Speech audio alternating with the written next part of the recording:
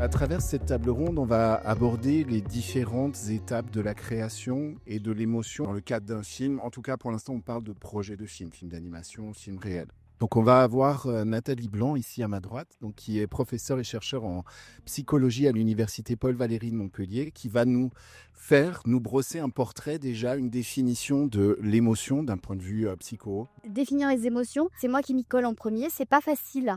Parce que finalement les émotions, c'est un concept qui est pluridisciplinaire. En réalité, quand on parle d'une émotion, c'est souvent un état, affectif qui est intense et qui va être certes très fortement marqué par sa durée. C'est-à-dire que quand on vous induit dans un état émotionnel, et ben, cet état, il est de courte durée. Et donc finalement l'émotion, à la différence d'un affect ou d'une humeur, qui va s'étirer dans le temps, l'humeur, c'est quelque chose qu'on pourrait ressentir sur une journée. Un état émotionnel, c'est quelque chose qui va être de courte durée, donc transitoire. Les émotions sont donc ressenties de façon biologique, mais les émotions sont aussi des agents motivationnels. La facette la plus intéressante pour nous aujourd'hui, c'est le fait que les émotions sont sociales. Donc l'intonation, la prosodie du discours, mon discours n'est pas monocorde, la prosodie du discours, nos expressions faciales sont des indices qu'on va utiliser pour véhiculer une émotion et faciliter la communication. Alors pourquoi est-ce que c'est important de parler des émotions ? Parce que les émotions, elles sont très fortement connectées avec la créativité. La façon dont on va être créatif va susciter des émotions et la façon dont on ressent des émotions va nous permettre aussi d'être créatif. Donc il y a vraiment un pont à faire entre émotion et créativité. Alors, en ce qui concerne la création musicale, l'émotion, elle est au départ, en fait, de toute création. Ma quête à moi, c'est de faire générer de l'émotion dans mon travail. Et je crois que la quête du réa, c'était d'avoir l'émotion qu'il cherchait. Donc, il a fallu qu'on sorte les rames et qu'on aille chercher ça ensemble. Bruno Samper qui vient nous rejoindre. Bonjour. Donc réalisateur, entre autres, du film Vesper Chronicles. Pour moi, l'émotion, c'est une quête. C'est une quête avant tout, c'est-à-dire quelque chose qui est assez intangible, assez insaisissable et vers laquelle on tend.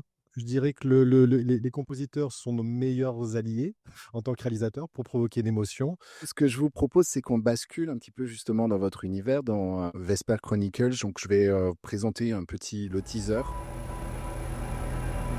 The surface is beautiful. But underneath, it's a joyless and a lonely life.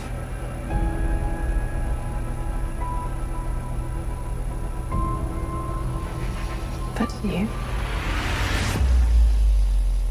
you are different.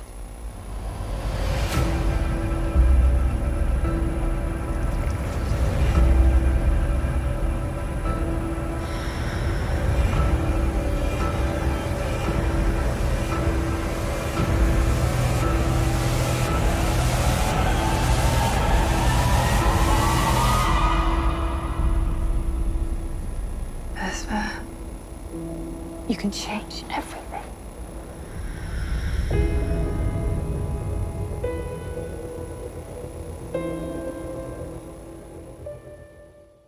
On joue beaucoup sur des archétypes de personnages.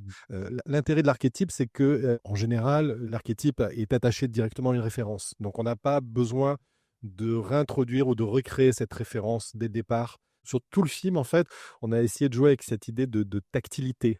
On a joué avec les textures, avec des textures de mouillé. Donc, tous ces éléments comme ça créent une sensation presque synesthésique, en fait. Donc, la synesthésie, c'est quand, en fait, un sens peut éventuellement provoquer un autre. C'est-à-dire que le visuel peut provoquer éventuellement une sensation de toucher ou une musique pour provoquer une couleur. On a essayé de donner quelque chose de vaguement humain à l'intérieur de chaque plante pour créer une espèce d'inquiétante étrangeté, en fait. Enfin, toutes les formes d'art, en fait, sont des métalangages du langage des émotions, qui est pour moi le langage absolu. C'est-à-dire que la musique, la peinture, les théâtres, la littérature et tout ça, le langage de tous ces arts, le point commun, le cœur, c'est les émotions. C'est le langage des émotions. Tout est mis en commun et puis on voit si ça marche, on voit si les choses s'emboîtent ou pas.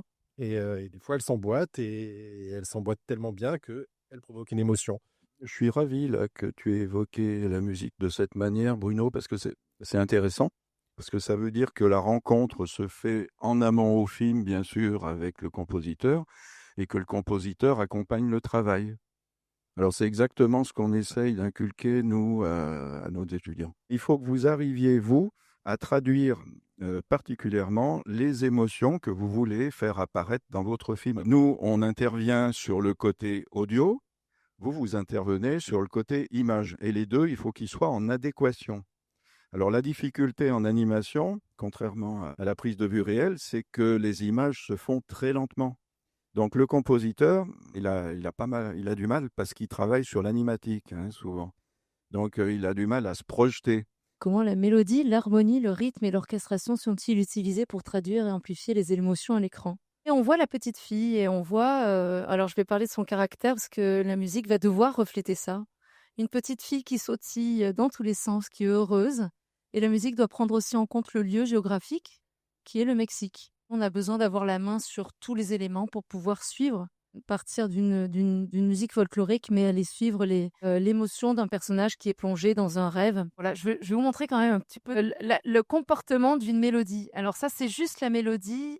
Alors non seulement on le voit visuellement, mais on voit un petit chiffre au-dessus. Vous voyez, noir pointé égale 85. Ben, ça donne le tempo. Et moi, tout au long du film, j'ai décidé de garder ce thème. Et ce thème va, quand on change son tempo, quand on enlève les petits points, quand on change la hauteur de la mélodie, ben, ça change son caractère et ça change l'émotion qu'on veut lui donner. Là, je voulais parler un peu de ces ingrédients que nous, on manie, enfin que moi, je manie quand je compose, qui sont vraiment la prise en compte de la coloration de la musique, mais aussi de son profil mélodique. Et des fois, de certains films, il n'y a pas besoin de mélodie non plus, il y a besoin de matière rythmique, il y aura besoin que d'harmonie. Ça dépend de l'émotion qu'on va vouloir trouver ensemble avec le ou la réalisatrice. Quand Chiquita, la chienne de Frida, meurt, j'ai volontairement mis un quartet à cordes solo. Enfin, j'ai mis les voix solistes.